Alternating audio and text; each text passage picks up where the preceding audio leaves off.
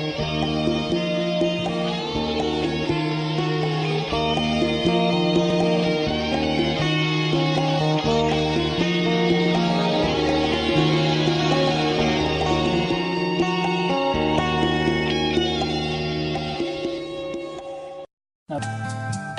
is a jaguar outside my door, stretched out and purring, waiting for more.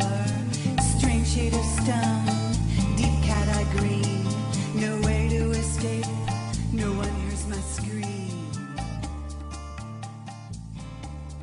We're going to have some fun with the intro. Have you thought about that? Why don't you start off, since you're always better at intros than I? Thank you. It's taken you 5 years to get to this realization. No, not at all. I've always said that.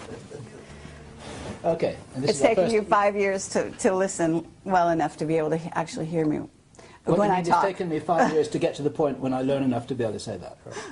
This is all on camera. See? I know, Okay, I know. Here we go. Okay. So, this And is... since I'm the editor, we'll decide who's going to do what. So Okay. you're the editor, huh? Bob, you're on. Finally. So today is Friday the 25th of February, and we are here at the Phoenix International UFO Congress, and it's our great pleasure once again to be meeting with our old friend Bob Dean. And I have this feeling that he may be an older friend than just 2 or 3 years. Who knows? And Yes. I'm delighted to have this opportunity to share a vintage-style Camelot interview in Bob's presence. And Bob, there's something very remarkable happening here, that the three of us are together in the spirit of It's a nice reunion. a reunited family. And I'm genuinely delighted to be here. So I'm Bill Ryan from Projekt Avalon. And I'm Carrie Cassidy from Project Camelot, and we are also both from Project Camelot. An interesting dichotomy. Things get pretty complicated, you know. No doubt about it. So, Bob, the reason we're here with you today is because you made some comments on the stage that I want to challenge you on, and I'd also like you to talk a little bit more about a few other topics, okay? And I think that all the time that we've interviewed you, you always keep a few cards hidden. And I would love for you to start to reveal some of those things.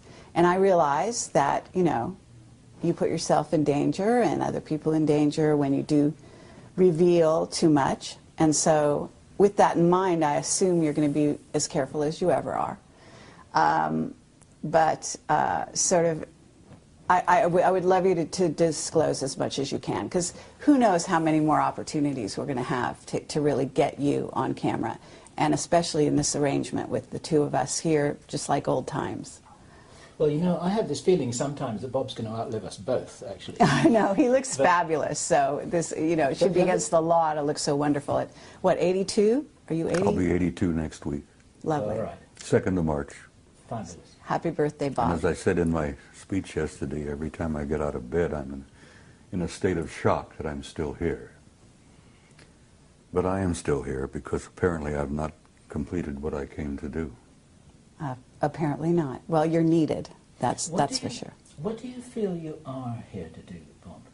Something which I said to you just the other day is that the information that you share isn't as important as the inspiration that you provide. And I wondered what you felt your job really was. It took me a long time to reach the conclusion of why I really was here. I don't think there's a person on the planet that doesn't at some point in their lives ask themselves, who the hell am I? Why am I here? What's the purpose of life? What's it all about, Alfie, as the saying goes? It took me a long time to come to terms with why I was here. I shared with you some time back about the fact that I'd had a number of past life hypnotic regressions. And that opened a can of worms for me. But it also indicated to some degree why I really had come this time. Because like everyone else, I've been here many times. And as both of you know, I'm sure that the human spirit is infinite, immortal. We incarnate here, we come and go to school. We learn a few lessons, contribute in a small way, in each in our every way. But not many people ever take the time to really sit down and look deeply into themselves. As Yogananda said, self-realization, knowing who and what is living inside this shell that we call a human body. And like most humans, I went through a big chunk of my life, as you said, 3 different careers. And only in the last 10 to 15 years have I really begun to deeply look into myself and come to terms with myself. And as the Hindus say, the self is the immortal being that lives temporarily in this shell. And I had some interesting conversations with myself. Hey, see here, self, who the hell are you? Who am I? Why am I here? And self replied, you are an immortal being and you came to do a job. Now, damn it, well, get on with it. Do what you came to do.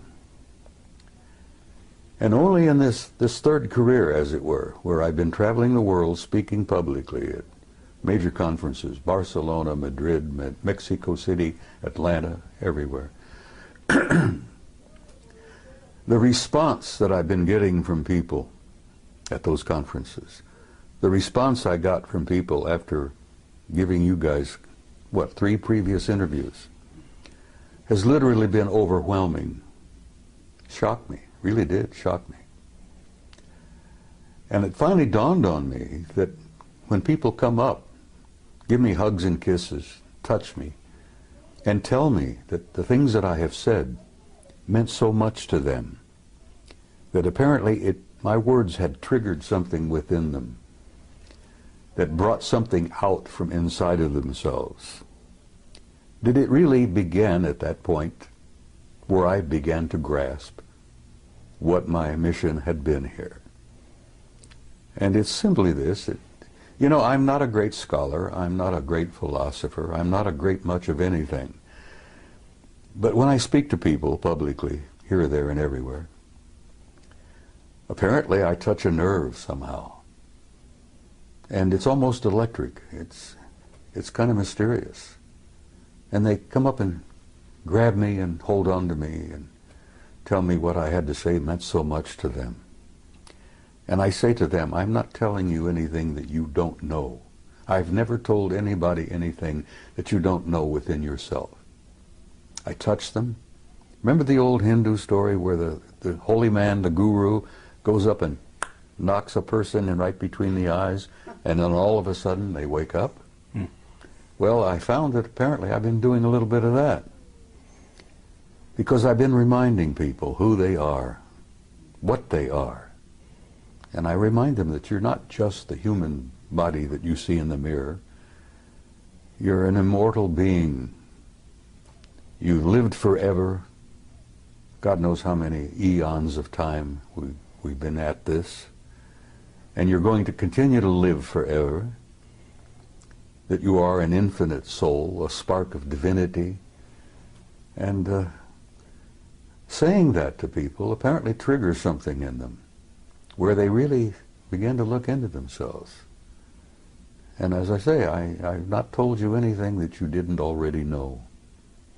And as my old friend from Galilee said, you know, the kingdom of God is within you.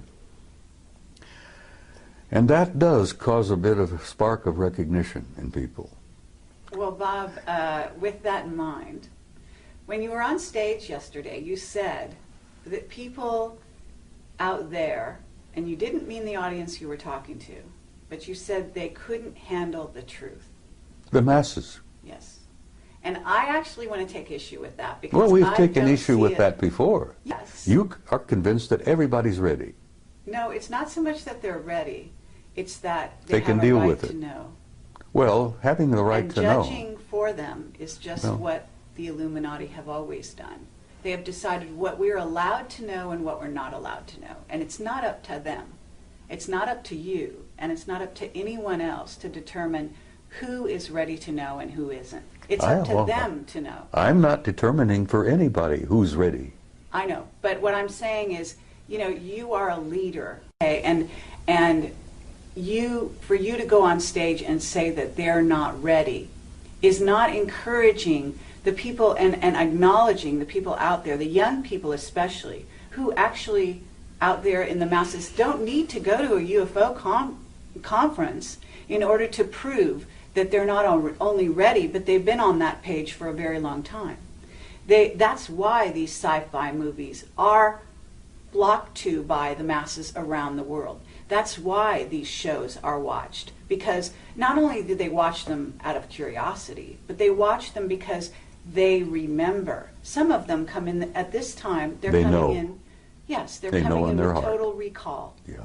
So all I wanted to say to you is that I believe that there are a lot more ready for the real truth than people in the inside, whether it be on the inside from this sector or far in deep in black projects, are willing to give them credit for.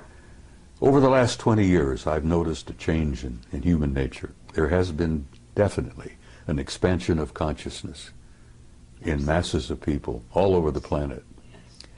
And I'm gratified by that. I'm encouraged by that. And I've never determined for anyone whether they were not ready or not. And when I made my comment yesterday, I told you that there are a lot of people here who are ready, but there are many who are not. And I used the analogy of Billy Doo, the native boy from New Guinea. When he was exposed to realities that he had never been prepared to be exposed to, it literally devastated him psychically to the point that the kid died. I understand. He literally starved to death. He died from, dehydration in a jungle that was filled with water and fruit and nuts. But Bob, they've been preparing us, and we've been preparing them because we've been working on the same thing. Disclosure has been happening non-stop now for almost 20 years. Disclosure has been underway, and it's working. Yes. And this is part of it. Exactly. But it's a very slow process. It may or may not be. In other words, it might have been slow for you, and you were one of the fast ones back then because you got access to things that other people to this day don't know about. If you heard my remarks yesterday, I damn near died. The truth damn near killed me.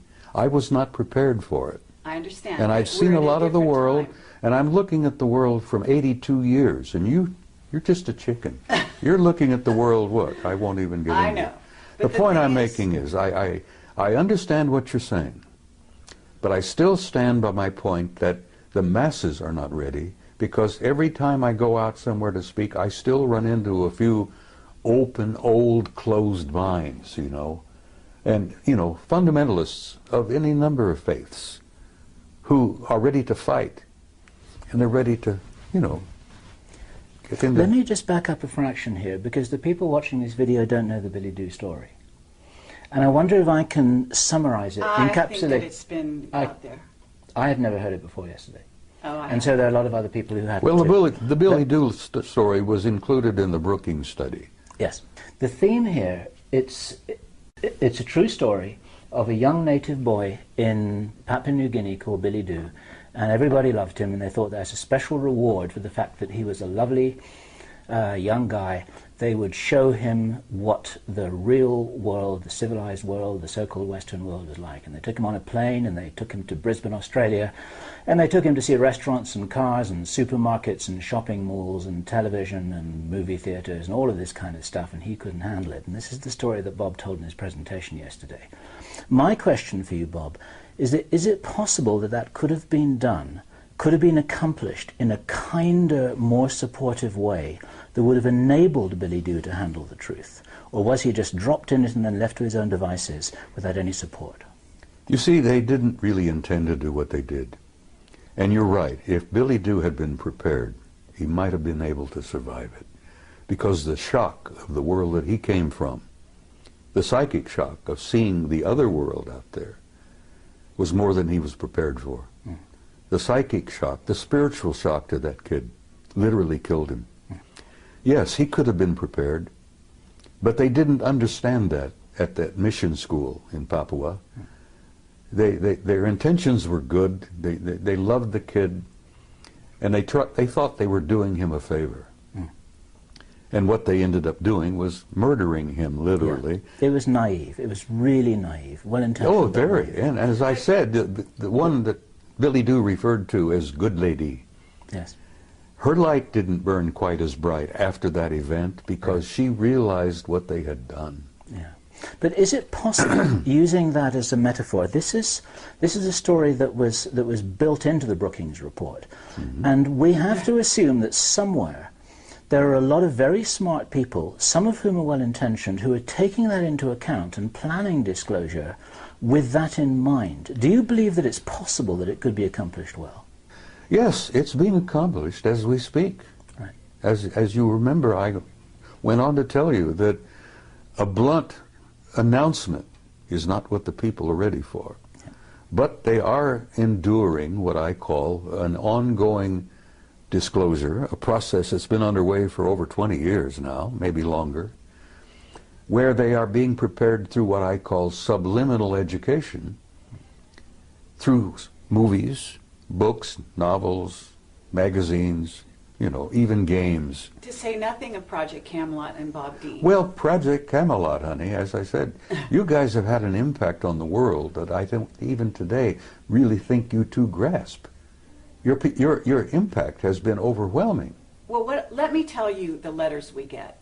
We get letters, we get people coming up to us saying we changed their lives. Exactly. Saying they started from zero and that we opened this for them and they basically are growing in leaps and bounds and they come to us and thank us. Okay, this is the keynote, is that they thank us for that. And I have to say that we cannot look at Billy Doo, if that's his name, as just a physical body. You talked about eternal beings. This is a soul who came to the planet in a certain state, on a certain level of awareness.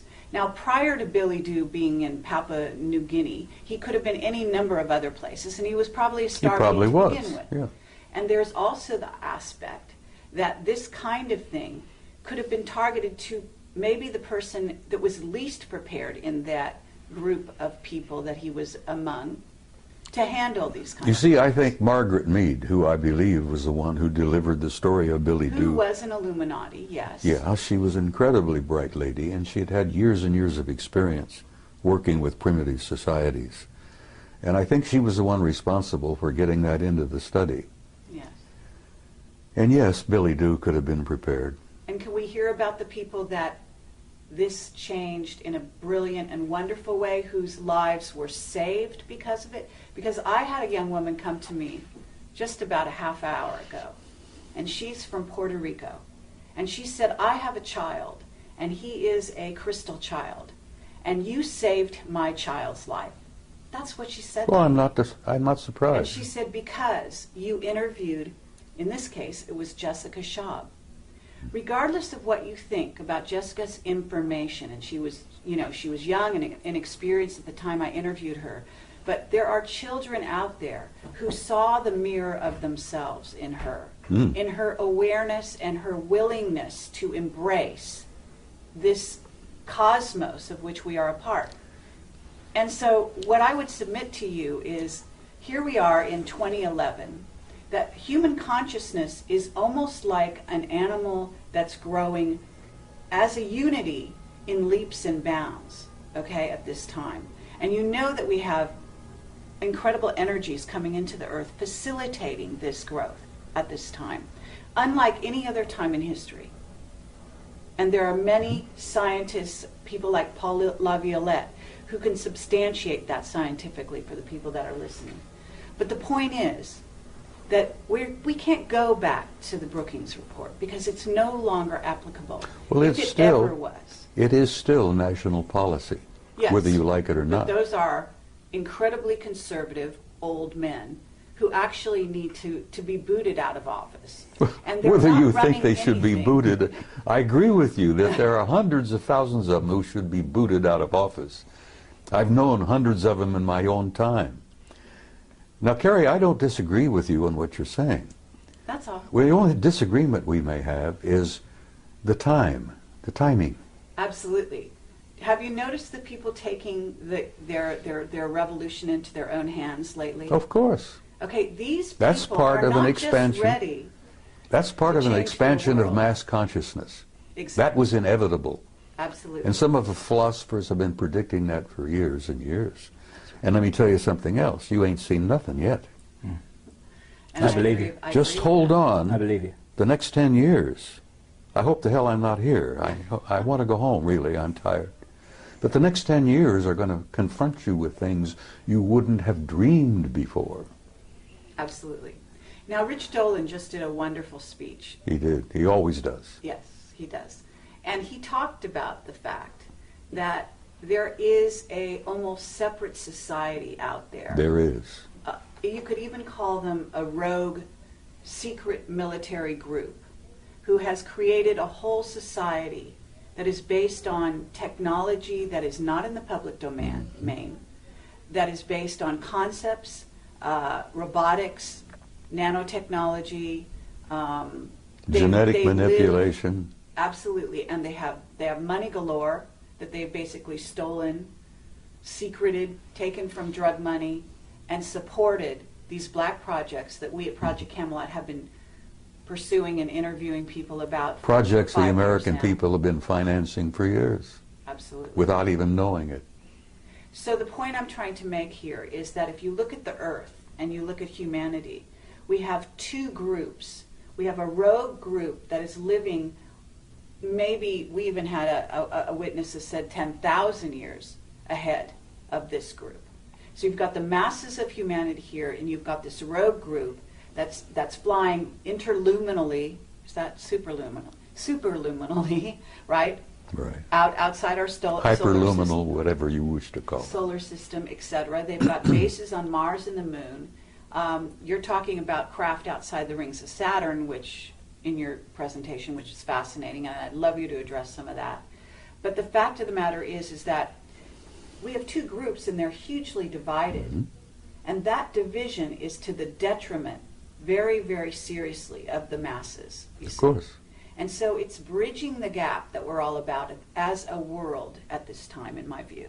Okay, that's what revealing the secrecy is. It's all about taking that river of division and bringing those two sides together. And you're one of the main people at the forefront, the avant-garde, along with Camelot and many other people that we know and respect, to bring those two groups together, to fill in and to reveal that place in between. She makes a good argument, doesn't she? Do you believe that there are enough white hats behind the black curtain to really be able to make a difference now that couldn't have been made 10 years ago? Yes. Right, that's an important thing to say. Some of those will be watching this video because they want to know what you're saying. They want to know what we're saying. What would you say to them? Because you can talk to them personally right now. Listen, I've met some of them, and they have told me that they support entirely what I've been doing. And I shared this with you before, that at one point, some years back, certain individuals, the black hats, put out a contract on me because I had gone from being a nuisance to being a threat. And they literally thought they could eliminate me. But fortunately, I must have had good friends in high places, and at that time I didn't realize what high places my good friends were in, you know. And the word went out to leave me the hell alone. And here I am, at 82, still alive and ornery and kicking. God, I'm getting tired of being here. But the point I'm making is, even the white hats and even the black hats have made some progress along the way. And they've expanded their consciousness quite a bit. Yes, no one's immune from this process. That's right. And so, you know, I basically am very hopeful about the future. The human race, the human species, it has a tomorrow. And I feel that's important to share with people. You know, women with young kids. Will my little child grow up? What kind of a world will my kid grow up in? And I try to reassure them that your kid has a future and that tomorrow is going to be much brighter than yesterday.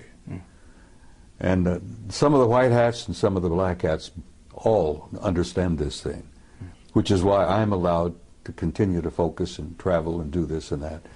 And I actually have been given encouragement from some of the powers that be. I've been encouraged by some of the guys with all the money. Okay, well, with that in mind, Bob, now that you're all warmed up, what is it you haven't told us? Oh, my God. Can't you keep her under control? Nope, no chance. Carrie, a year ago at Lachlan, I gave you an interview where I thought I would shock the hell out of you. And apparently it didn't. And I told you that I had had a personal relationship with non-human intelligence since I was about 2.5 years old. And actually that relationship perhaps went back before I was even born. And I So thought, have we. I thought, well, I know you have, and everybody has had a relationship. Lots. The point is that half the people don't even begin to, they don't want to know the answer to that. And when it all began to dawn on me, the implications of it were pretty overpowering. But I gave you that interview and I thought, well, this will be the end. You know, nobody's going to pay a word of attention to me after this. They'll think the old coot's gone over the edge. He's lost it. And I thought, well, I can go home and I can smoke my big stogies and drink my whiskey and die peacefully. Well, it worked out just the opposite. I'm more in demand now than I've ever dreamed of being. Yesterday I accepted an invitation to speak at a MUFON conference in Philadelphia in October. And I gave her I said, look, I'm going to tell you honestly, if I'm still on the planet in October, I'll be delighted to come. But I'm not making any plans really that far ahead, you know. I can't buy an insurance policy at my age, you see. But I'm hopeful, honey. I feel very hopeful about everything. I'm sure you're hopeful, but what is it you haven't told us? Because I believe, look, we've got time travel. There's issues with that. We've got travel through jump rooms to Mars and so on. I'm sure you've been exposed to some of that. You did share a little bit of that with me on my last interview with you. But I believe that was the tip of the iceberg. And I don't know how far you've gone down the rabbit hole, but I imagine it's a lot farther than you've revealed. And I feel sympathetic with Alice because, yes, I've been down the rabbit hole. Okay. And you feel, I know you're a very conscientious and loving individual, and I know that there's some things you want to reveal and some you don't because you want to protect people. And I don't think you have a whole lot to protect in terms of yourself at the moment because, as you said, you're protected. And we have also been threatened in the last year and a half, each of us in different ways, our lives, as a result of what we've done. But that just tells you that you're on the right track, and as far as I can tell. Well, for time to time, I felt like the guy on the street with the raincoat who pulls it back, exposes himself, and then somebody comes along, they grab him and haul him away to the rubber room, as it were. I felt that way for quite a while. And yes, there are many things that I have not shared with you. How about this? Wendell Stevens passed on recently, and he was a very good friend of yours. I knew Wendell for 35 years. Okay. And you told me that Wendell said some last words to you. Would you share Wendell that? and I had shared a lot before he got really sick, became ill. I had encouraged him for a long time to admit publicly that he himself had had personal relationship with some of them. And he said, Bob, I can't do that. He said, every ounce of credibility that I've had over the years will go down the tube if I say that. And I understood what he tried to say. He was getting older and he didn't need any bumps in his life before he departed. He was feeling bad and he felt, he knew he was leaving. And he says, I don't need any of that heartbreak and that upset stomach. I've told what I've learned, I've told what I've seen, I've shared the photos, I've spoken at conferences. He literally created this world conference in 1991. The UFO Congress. And I had the privilege and honor of assisting him in putting that together in 1991. And as I've told you before, that's when I really came out of the closet and began to violate my national security oath. I wanted him to hold on and be here for the 20th anniversary. But he went home in September, and I loved him dearly, and I love him still because I know he's alive and well. There is no death, and when you come to terms with that, it's kind of a shock. You know, the people who buy tombstones and buy the little plots in the cemeteries and all that, and I say to them, you guys don't understand, you know, because once the spirit leaves, that's nothing but a husk. Burn it up, sprinkle the ashes, and go on. Imagine how much real estate could be saved if we did away with cemeteries. Anyhow, I'm shaking up some people, I'm sure. There are traditionalists out there who will hear this and think, he's out of his damn mind. But yes, there are things I haven't told you, and there are probably things that I cannot tell you. I think I told you in that interview. What would happen if you did, Bob? Didn't I share with you that they had taken me away for 6 weeks? And that they brought me back 5 minutes after they took me? Okay, I would love you to do that, but I would also like you to say the last words that Wendell told you. Because he said some very specific words about what's going on here on the planet. So he told me that from what he'd learned, that we were in for some difficult times. But beyond that? Beyond that, he said, I'll see you tomorrow. Beyond that, though, well, I'm going to reveal it then. I mean, he basically said they're in control. The people, the beings. He knew control. that, and I've said that essentially. Well, you know, how did he phrase it? You know, well, I will go back to my interview with Bob Bigelow, and I'm banging on the table. And this was years ago when I still got frustrated and expressed my, vented my spleen, as it were. And I'm sitting with Bigelow. I bought him lunch, by the way. Now, I'm one of the few people who can say I took a billionaire to lunch. Anyhow, Bob, if you're watching this, you remember our interview, our talk. I'm banging the table because I was so frustrated and aggravated. And Bigelow said, calm down, Bob, calm down. He says, everybody has an agenda. And I said, yes, that's one of the things I'm angry about. Everybody's got their own damned agenda. And he says, Bob, there's only one agenda. Only one agenda. And I says, what is that? He says, it's their agenda.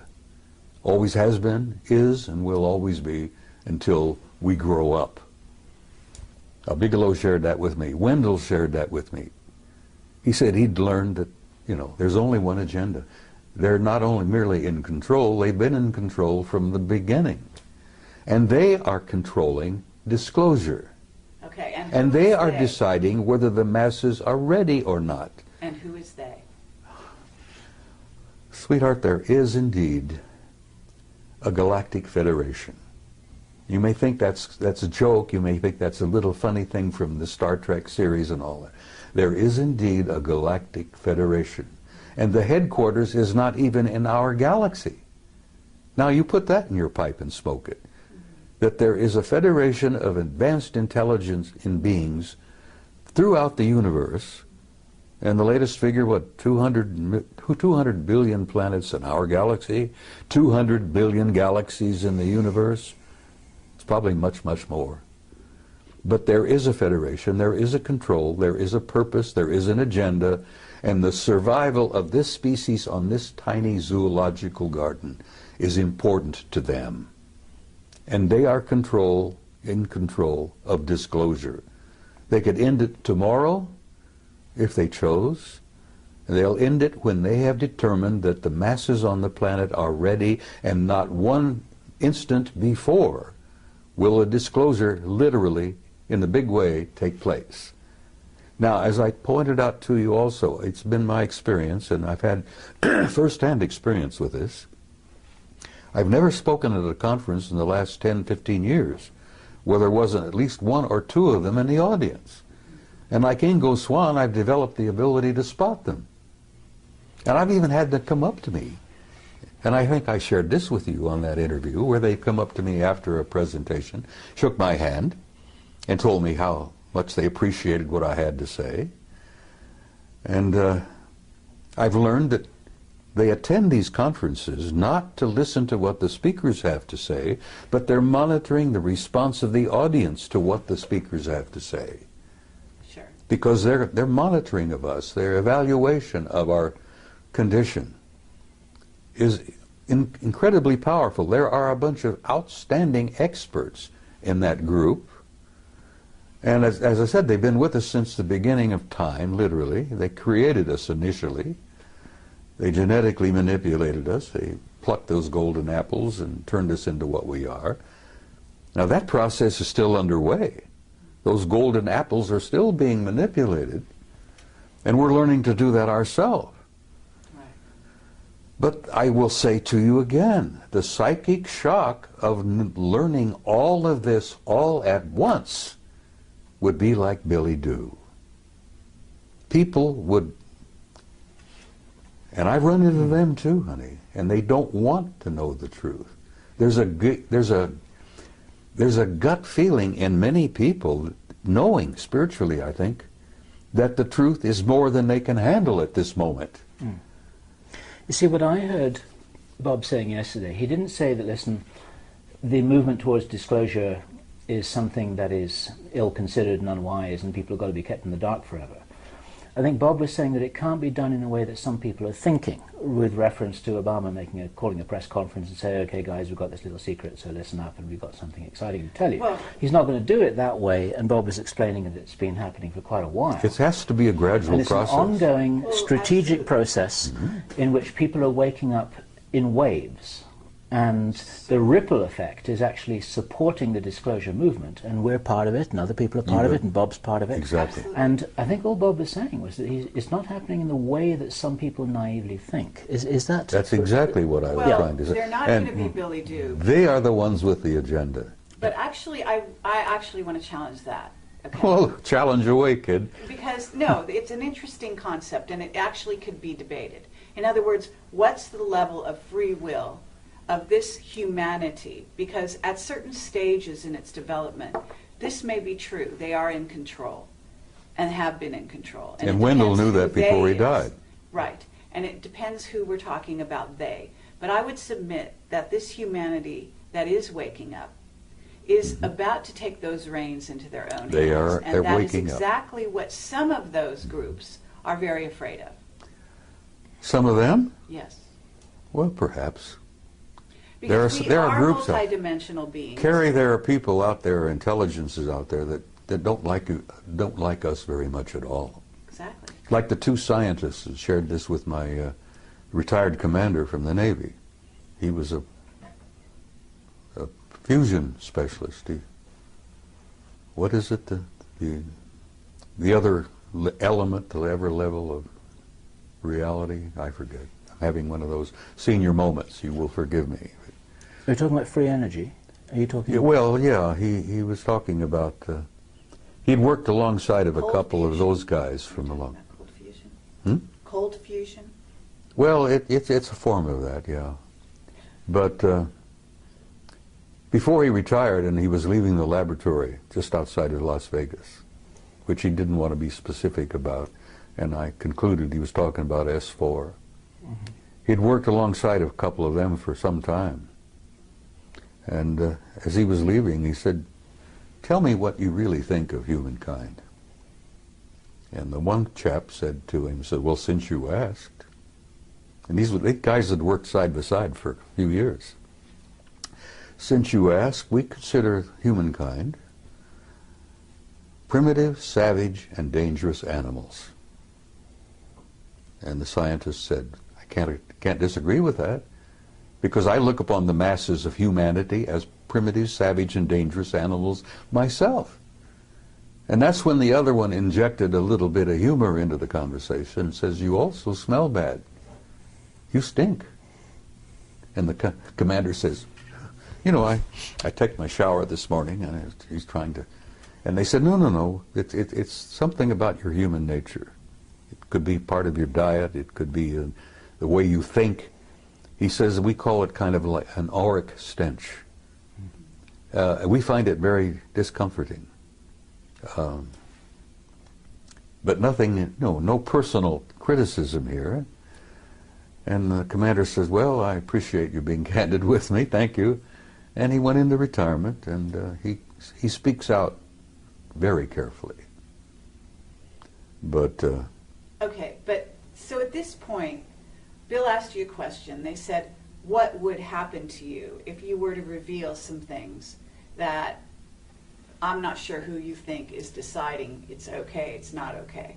But what do you think would happen to you at this point? Because I've got some people telling me that now there's levels of controllers. And when you talk about Galactic Federation, you talk about the Guardian Alliance, or whatever you want to call them, those are a certain level. Then we have the ones that are actually here on the planet who are doing things like knocking people off because they do reveal truth. Okay? And well, those guys are not doing that very much. Most of knocking people off are some of our black shadow government people. Exactly. So I'm asking you, if right here and now you know what you can say and you know the limits of that, I'm sure. I can say almost anything now. Okay, great. Because I don't worry about it anymore. And frankly, I don't care what our shadow government thinks about it. I know this, that I've gotten some good friends in high places, not merely up there, but back in Langley and a few other places. You know? Absolutely. I became a nuisance, then I became a threat, and then I ended up, I'm an asset. An asset, exactly. Yeah. Exactly. So I've been encouraged, my health, you know, I'm still being looked after. I'm still being invited, and I joked with, I think you maybe, about, I don't travel anymore, cabin class. I had a bad experience coming back from Barcelona. And, you know, I'm not a snob, but I'm sitting in this big jet in the middle section. And bless her heart, there was an enormously overweight lady on my right who kept falling out of the seat. There was a squalling brat on my left. And here I am. I can't stand in line to wait to pee anymore, you see, because of my age and a couple of little infirmities that I have. And I said, look, I'm not going to travel cabin class anymore. Guys, if you can't buy me a business class ticket, I'm not coming. Well, good God, I thought that would be the end of that. No more trips. I was shocked. Oh, yeah. They're buying business class tickets for me all the time. The guys in Madrid bought me one, you know? Right. Absolutely. And the guys in Pennsylvania, which I will, if I'm still here, will be speaking out in October, bought me a business class ticket. And well, they should. So six days you disappeared. You came back 5 minutes No, later. I was gone 6 weeks. 6 weeks. Okay. So And they us. brought me back 5 minutes after they took me. Now, there are people out there who are watching this who think that I'm totally insane. And I don't care. Because I went through that period also, you know. I've shared with you, I went through 3 stages. I began to think I'm losing my mind. That was stage 1. Stage 2 was I became convinced I had lost my mind. Now I'm in stage 3. I'm sane, and the rest of the world is nuts. And whether you guys like it or not, that's where I am today, and I'm comfortable there. In support of you, Bob, there's a guy called Michael Ralph who published a book called The Mars Records. Have you heard his story? I've heard the name, I think, but Okay. I'm not familiar with it. In a nutshell, Michael Ralph, who worked, I believe, for the US Navy, recovered memories that showed that back in the 1970s, he had been taken to Mars on a tour of duty that lasted over 20 years. And when that tour of duty was completed, then he too was returned back to his original timeline the moment after he left it. Doesn't surprise me a with bit. his memory wiped. Now, you can't get mainstream establishment scientists to listen to that without saying poppycock, balderdash, can't be. It's like Stanton Friedman says, they say it can't be, so it isn't. But we're not trying to talk to the mainstream scientists here.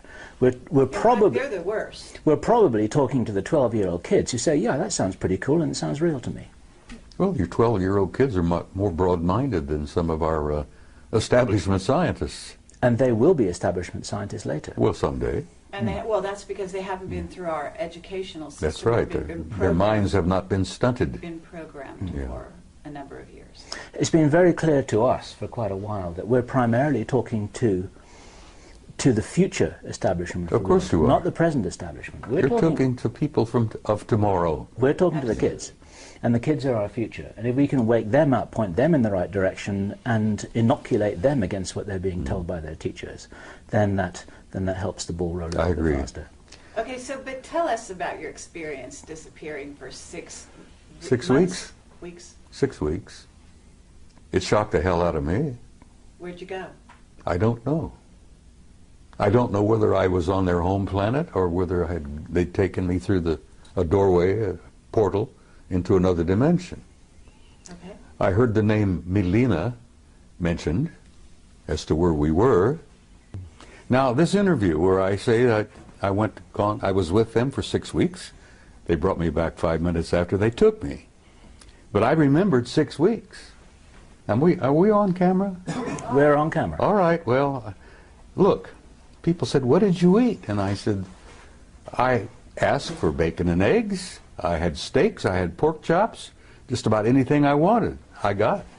I went to the bathroom, my physical functions continued for 6 weeks. I literally lived 6 weeks with them. And you asked me where, and I can't tell you where. The name Melina came up. Now, I don't know whether that was a city, because it appeared to be a city of some kind, a community. There were libraries, there were audience halls, lecture halls. God, the libraries, you wouldn't believe. Was it a very advanced society? Oh my God. No, I asked about this. I never saw a fire department, a fire truck. I never saw a cop. I got the impression there was no such thing as a police department. And the people that I was introduced to, people I got to see in 6 weeks, were very human. Looked, just like we do. But there was something about them that was totally different. They had an air of peacefulness. They had an air of incredible knowledge. What did you do during that time? Why did they take you? Asked questions and was shown things. As I said, the things that impressed me the most were the libraries, the records. You would call them akashic records, I guess. I was told that in this one facility that every event in the history of the universe was there to be retrieved at will, if you wish. You could bring download literally ancient Greece, the pyramids, the ancient Sumer, the first Anunnaki visit to planet Earth 200,000 years ago. It was all there. The life of every human that had ever lived on this planet was all there in that library. Now, can you imagine the computer technology that would allow that where you can retrieve it at a poke of a button, and there it is. You get a wide screen, and you can literally almost relive it. The history of the human race was there. So you had the experience that Billy Doo had? I was shocked. Bill, I damn near died. It was not what they were sharing with me and what they were showing me. It was the shock of coming back. Now, it's very close to when people have a near-death experience and they go over and they look around and they see the reality that they're literally a part of, that they were part of before they incarnated here. They'll be a part of it when they depart from here. But when you see that, I don't think most of the people I've talked to who've experimented with near-death experiences, very few people want to come back. Some people have begged to stay there. Yep. Now, the shock is coming back and comparing what I had seen with what I've got here. Yep. Now, I've got a body that's beginning to fall apart on me. It's not a lot of fun. It's painful. I look around and I see the heartbreak, Not only do I see the war, I have the grandson who's dying from wounds he received in Iraq. I'm growing older. I'm losing all my old friends. They're going home. Wendell was happy to leave. I won't say that tomorrow night in the ceremony involving him, but he was ready.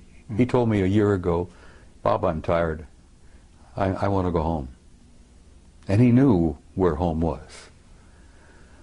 But the shock, the psychic shock that I have experienced, and I told you on that, spoke yesterday, why I use the story of Billy Doo, because literally it happened to me.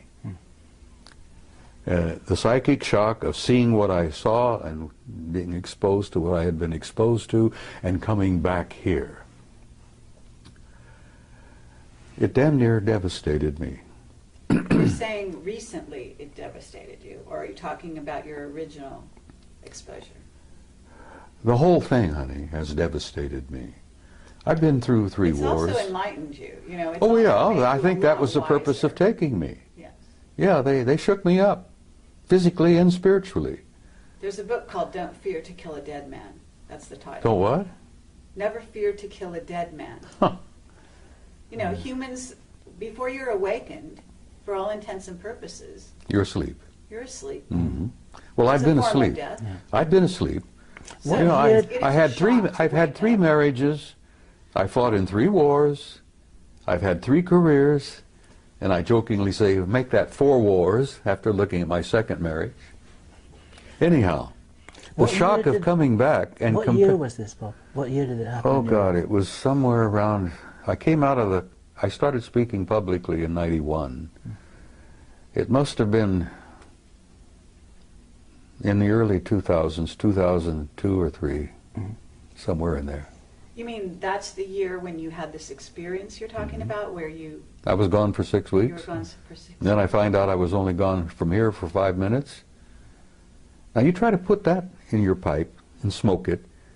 And when I jokingly told you earlier that, you know, I went through these stages where I thought I was losing my mind, and I convinced myself I had lost my mind. And now I'm at stage 3 where the rest of the world is nuts and I'm the only sane person there is, other than you nice people here, you see. Thank you. Yes. Yeah, but that is somewhere in the No, I think that we're all in 2003 or that place. 2004. You know. at No, some we're not point. all in that place. Yes, 90% of the world is still in dreamland. I mean people like us, people that have been through experiences like this. We do tend to look at the rest of the world as if they're crazy, because they appear crazy. Well, look at the wars. War is insane. A sane person would never go to war. Exactly. Well, the 6 weeks I spent with them, and of course, I see them regularly. I really am. They take me aboard ship. I've been on board their ships many, many times. You know, I get an evaluation. I think I get a kind of a healing. Okay, do you want to describe the beings you're talking about? Well, aside from the medical guys that look me over and work on me on the ships, which are extremely tall and very thin, they're well over 6 feet. 6'5", maybe 7 feet. Very thin, very trim. They're not emaciated. I mean, they look very healthy. But aside from that, they look human. I've never gotten used to the way they look at you. That really is disturbing. And if you ever encounter one, and you may have, very likely you have, the way they look at you is disconcerting, because they have a way of looking at you deeply into your eyes, and they lock onto your eyes, and they don't break away. Now, we humans don't do this, because we humans have a tradition where we look into each other's eyes, and after a moment or two, it becomes somewhat threatening. Yeah. You see? So we human tradition is, don't look into someone's eyes because you're a threat. Well, they look into your eyes, and they look Or through unless you. you're in love with them. They look literally like they're reading you. And I found out that that's exactly what they're doing. Sure. And every time I've face to face with one and they look into my eyes, I find it kind of an awkward situation. And they don't look away. And you know that they're looking right through you and reading every damn thought you've got. Now that's disconcerting. But I assume that when they do that, it's in a non-judgmental way. Oh, they don't judge you. They don't have to judge you. Good God. If there's any judgment involved, we judge ourselves. Yeah. Yes. That's the other part of it that is so shocking. When you learn to see yourself, not only as others see you, but as they understand and see you, that's one of the things that happens in the death experience. The judgment is there, but God is not judging you. You judge yourself. Absolutely. And that's the worst part about it, because every damn experience in your entire life is there in front of you, like a book, Yeah. or like a movie, like a CinemaScope movie. And you look at yourself, and then you're the worst judge of all when you look at yourself and say, oh my God. Because in the death experience, and I've been through that hundreds of times, you feel the emotions of every person you've ever been involved with in all of your lives. Mm. Every hurt that you've ever given someone else, every insult that you've ever given anyone else. You judge it, you see it, you feel it, you literally feel it, you relive it. Well, visiting with them is almost like a near-death experience. But the psychic shock is coming back and comparing what I saw with them and what I have to see here every day. Little kids on the street that are hungry, people waging war, the people being gunned down in Tripoli by Gaddafi. And I've learned over the years to look around and pay attention. I don't miss very much. I've trained myself. And when you see that and you feel it, and it breaks your heart to see that and to feel that. And then you understand, I think, why I want to go home and where I'm tired. I really am. But I'm going to hang around a little longer because I have been told to. And you're a guiding light to many people. I had one of the best compliments I've ever received yesterday. A young man came up to me and he says, you know, you're a bridge builder. Mm-hmm. And I says, that was the origin of the old word pontiff. You know, with the Pope? Yes. The pontiff, a bridge builder. Sure. People don't know that. Many people, even most Catholics don't know that pontiff means builder of bridge, builder of bridges. And that was a compliment, and I gave him a hug, and I thanked him for that. Because that told me that, yeah, maybe I've been accomplishing a few things. Maybe you've done more than you think. Well, if you say so, but I'm holding on to enough ego to live. Because you can't survive on this planet without a little bit of ego. But I don't think I have any vanity left. Well, for every person who comes up to you in person to give you a compliment, there are 1,000 or 10,000 who don't, and who feel the same thing and they never communicate to you. This is what we've discovered. Thanks to you two guys. As I said, you turned me into a damn celebrity, and I didn't want to be. All we did was take a camera and point it at you. And the rest is history, as they say. Some of the vegetarians who are watching this, perhaps, will say, shame on him. Bacon and eggs, ham, pork chops, and all that. It's been my life, for God's sake, you know. Well, they fed me bacon and eggs, ham, pork chops, steak, anything I wanted.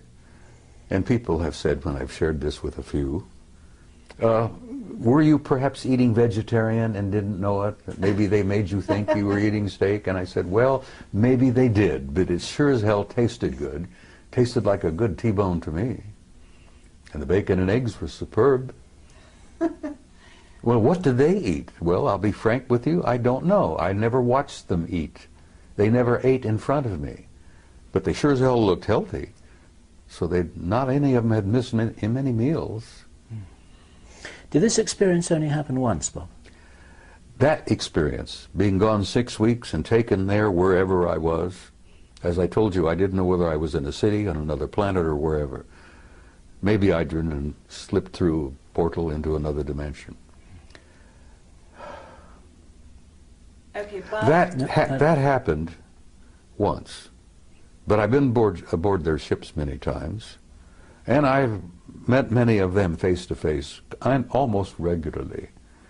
Now, I get into an altered state in the middle of the night.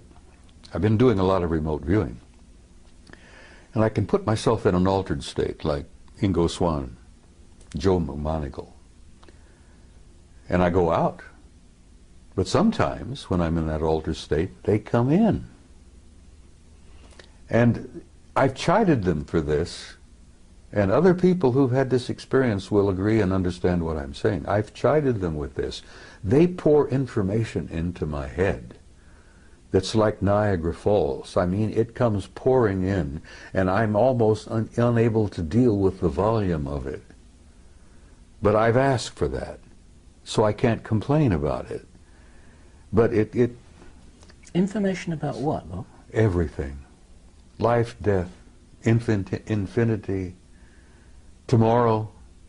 Yesterday I told you in an interview that I've come to a point where I really can't tell the difference between yesterday, today, and tomorrow. Because with my recall of past lives, that is as vivid as living again. Sure. And here I am at this moment in time, in this place, going through this. And then I've seen the future. What have you seen in the future, Bob?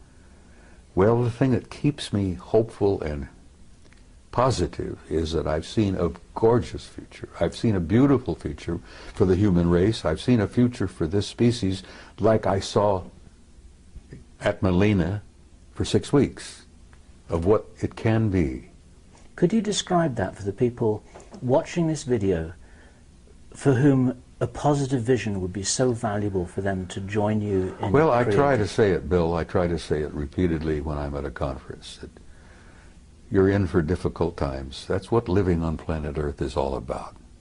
It's a tough school. And I've said to people, and many people understand exactly what I'm saying, when you're going to school on planet Earth, you're in one of the toughest schools in the universe. And if you get a certificate from planet Earth, hey, I have a silver certificate. They showed me on Melina that I have a silver certificate. One day outside the lecture hall, took me to the library, and there was a table with scrolls all over the table. And they picked one up and said, "This is yours." And it was wrapped in a silver binder. And I intuitively said, "But I want one of gold," being an ornery cuss as I am. And they said, "Not yet. This is, you've earned this." I gathered that I matriculated enough to have a silver certificate, but I haven't got the gold one yet. Now, when you get the gold one, you graduate. Right. Well, And that was a few years ago.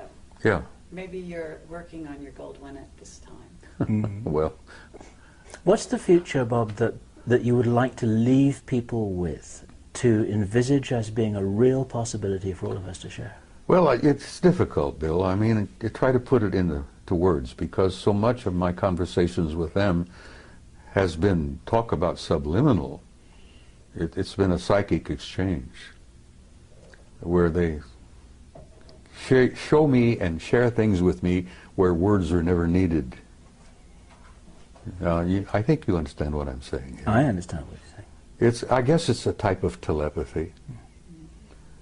Because I had seen many times in my visit there that they didn't seem to talk to each other verbally very much, but they all seemed to know what each and everyone was doing. They were communicating with each other subliminally.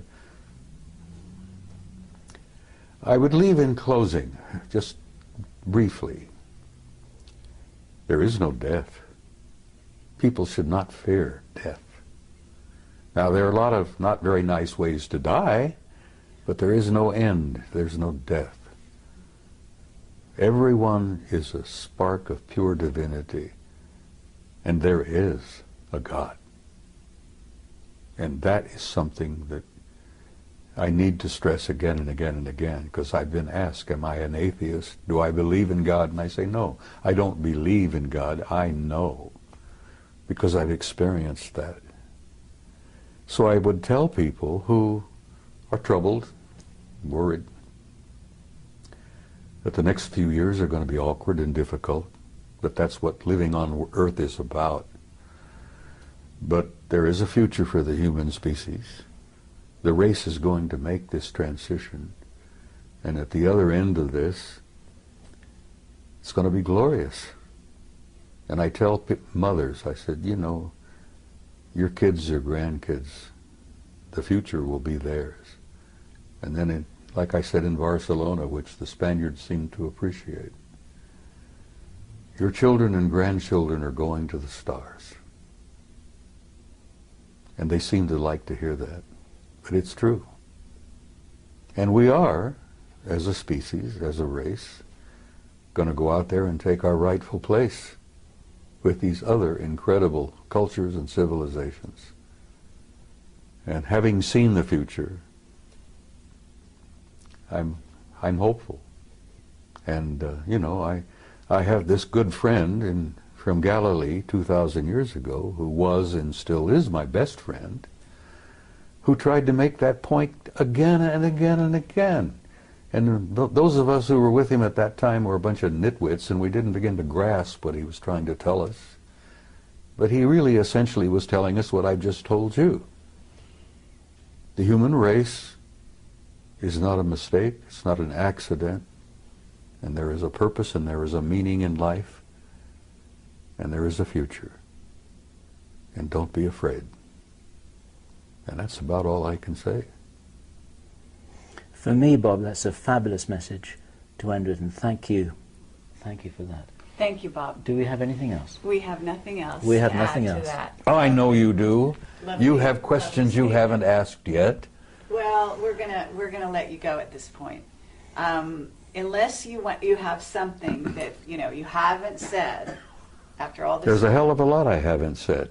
Well, But, you know, as I noticed, jokingly told but you I one give time. you a lot of rain, Well, believe it or not. Even though I seem jokingly like a- told you one time, and I'm serious.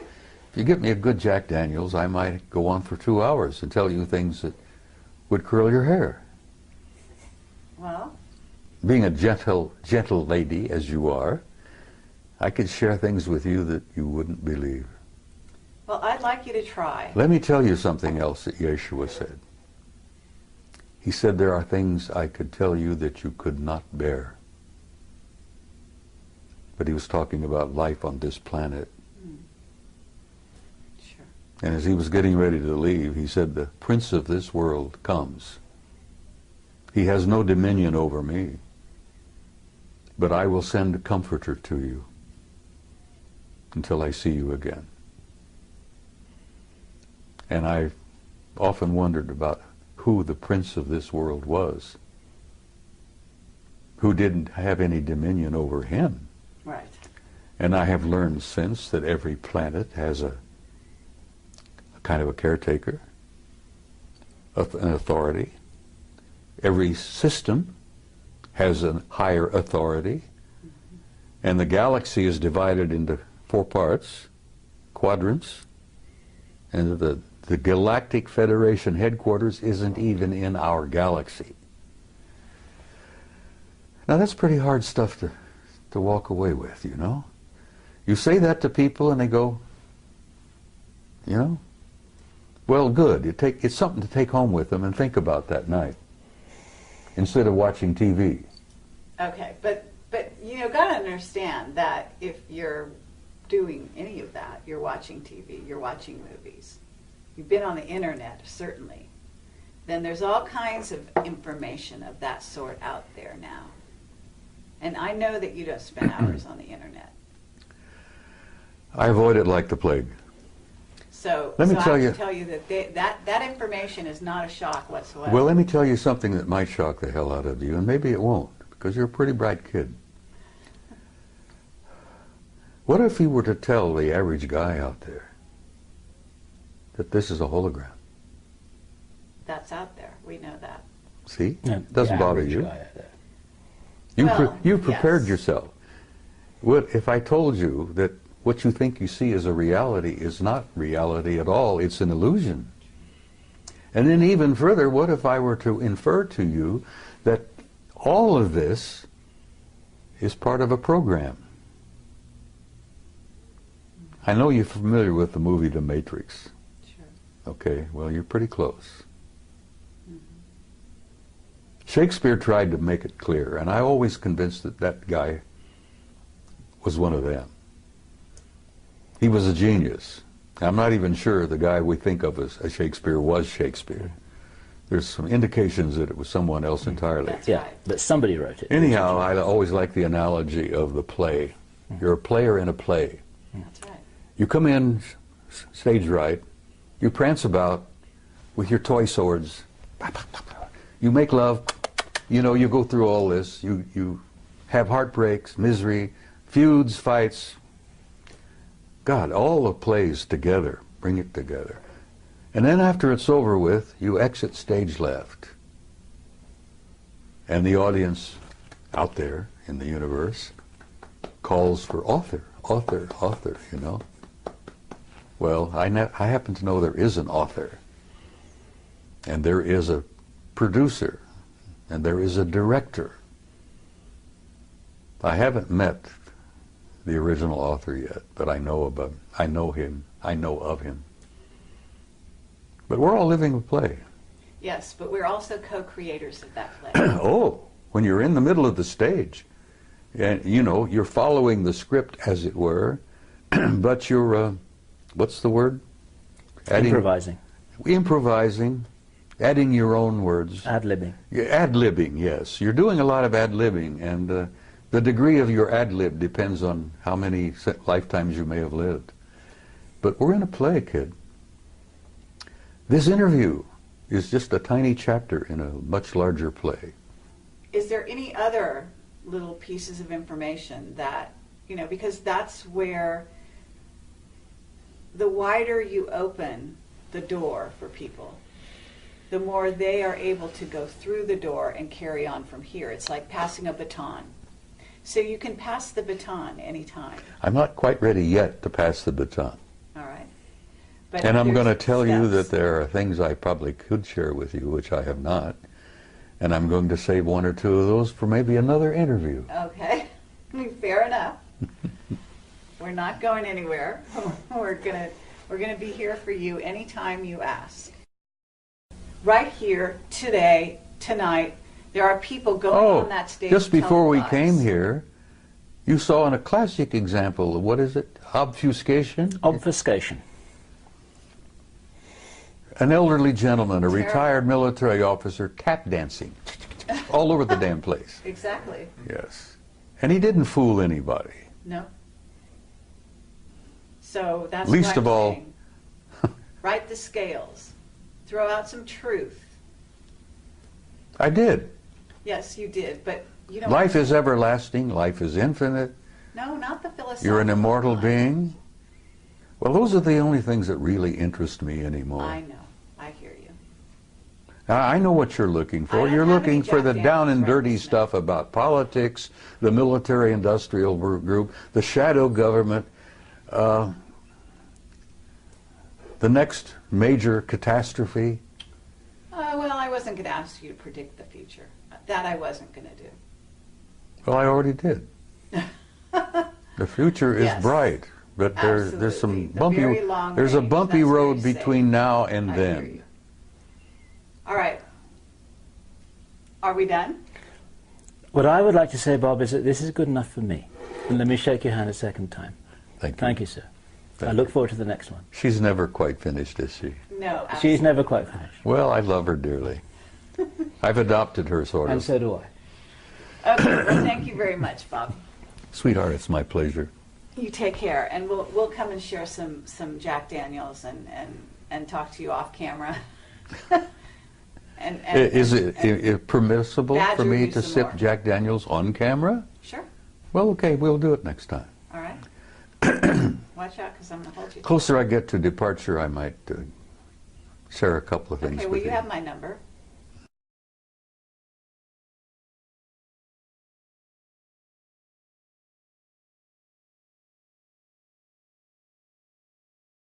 We're rolling. Okay. Well, Is that- I'm just not going to let this- you get away with murder. That's okay. Oh, Bob. Oh, I would never think of that at all. Yeah, right. It's I'm a- just that, you're kind of a wily old guy. Go ahead, use the word you were thinking of. Yes, a wily old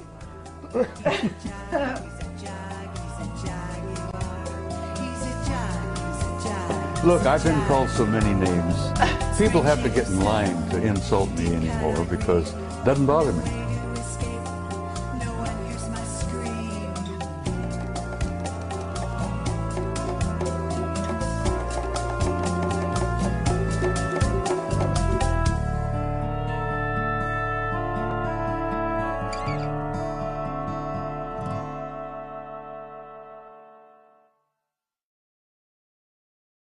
To some degree why I really had come this time, because like everyone else I've been here many times, and as both of you know, I'm sure that the human spirit is infinite, immortal.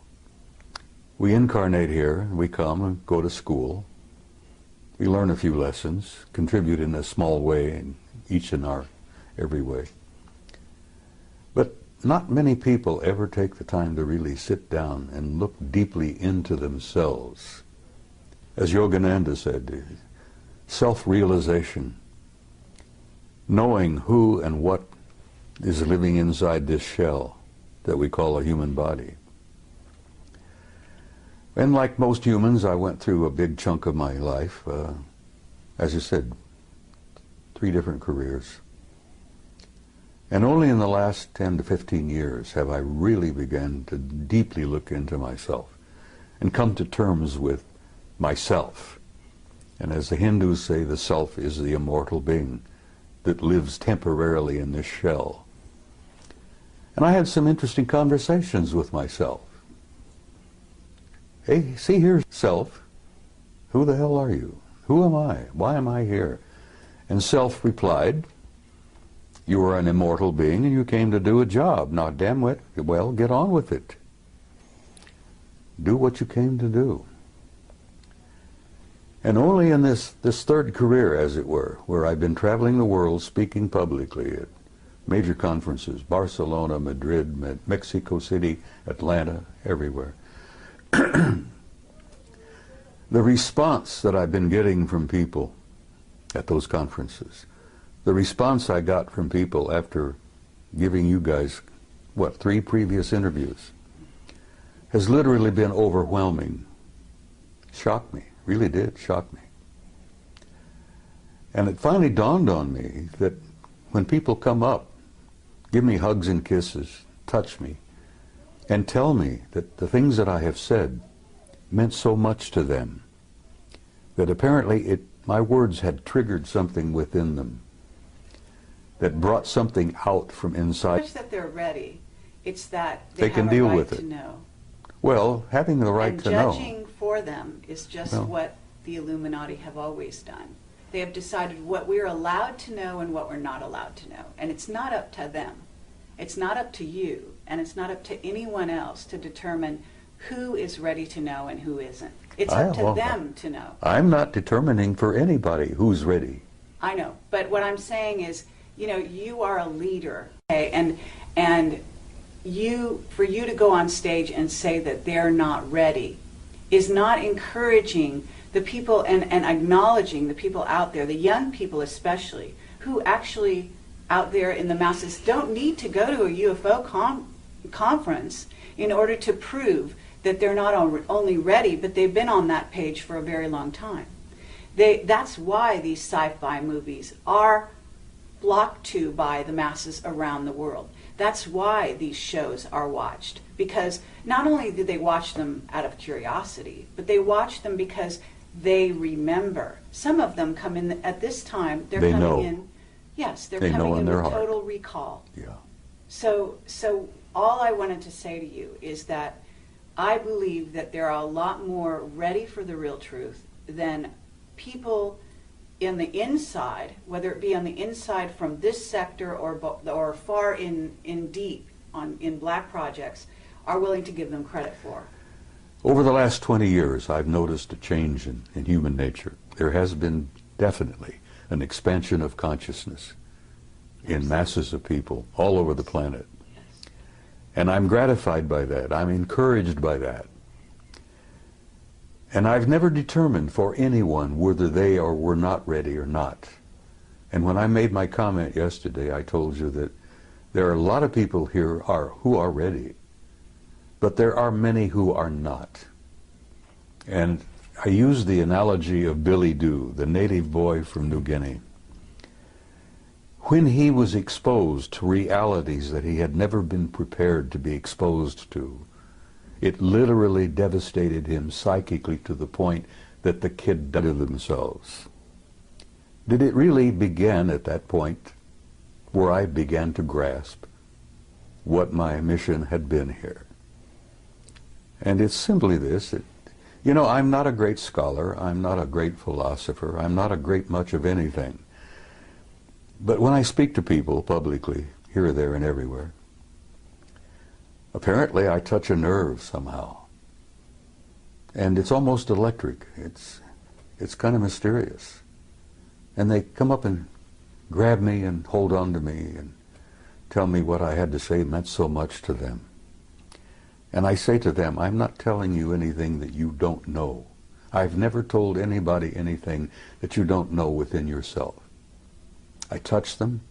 Remember the old Hindu story where the holy man, the guru, goes up and knocks a person in right between the eyes, and then all of a sudden they wake up? Well, I found that apparently I've been doing a little bit of that. Because I've been reminding people who they are, what they are. And I remind them that you're not just the human body that you see in the mirror. You're an immortal being. You lived forever. God knows how many eons of time we've been at this. And you're going to continue to live forever. That you are an infinite soul, a spark of divinity. And saying that to people apparently triggers something in them, where they really begin to look into themselves. And as I say, I've not told you anything that you didn't already know. And as my old friend from Galilee said, you know, the kingdom of God is within you. And that does cause a bit of a spark of recognition in people. Well, Bob, with that in mind, when you were on stage yesterday, you said that people out there, and you didn't mean the audience you were talking to, but you said they couldn't handle the truth. The masses. Yes. And I actually want to take issue with that because well, we've I taken don't issue see with it. that before. Yes. You are convinced that everybody's ready. No, it's not so The much. reason we're here with you today is because you made some comments on the stage that I want to challenge you on, and I'd also like you to talk a little bit more about a few other topics, okay? And I think that all the time that we've interviewed you, you always keep a few cards hidden. And I would love for you to start to reveal some of those things. And I realize that, you know, you put yourself in danger and other people in danger when you do reveal too much. And so with that in mind, I assume you're going to be as careful as you ever are. I would love you to disclose as much as you can, because who knows how many more opportunities we're going to have to really get you on camera, and especially in this arrangement with the two of us here, just like old times. Well, you know, I have this feeling sometimes that Bob's going to outlive us both, actually. I know, he looks fabulous, so this, you know, it should be against the law to look so wonderful. At, what, 82? Are you 80? I'll be 82 next week. Lovely. All right. 2nd of March. Fabulous. Happy birthday, And Bob. as I said in my speech yesterday, every time I get out of bed, I'm in a state of shock that I'm still here. But I am still here because apparently I've not completed what I came to do. Apparently not. Well, you're needed. That's for sure. What do you feel you are here to do, Bob?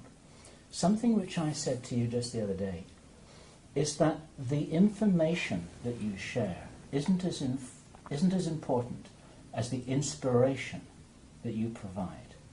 And I wondered what you felt your job really was. It took me a long time to reach the conclusion of why I really was here. I don't think there's a person on the planet that doesn't at some point in their lives ask themselves, who the hell am I? Why am I here? What's the purpose of life? What's it all about? Alfie, as the saying goes. It took me a long time to come to terms with why I was here. I shared with you some time back about the fact that I'd had a number of past life hypnotic regressions. And that opened a can of worms for me. But it also indicated to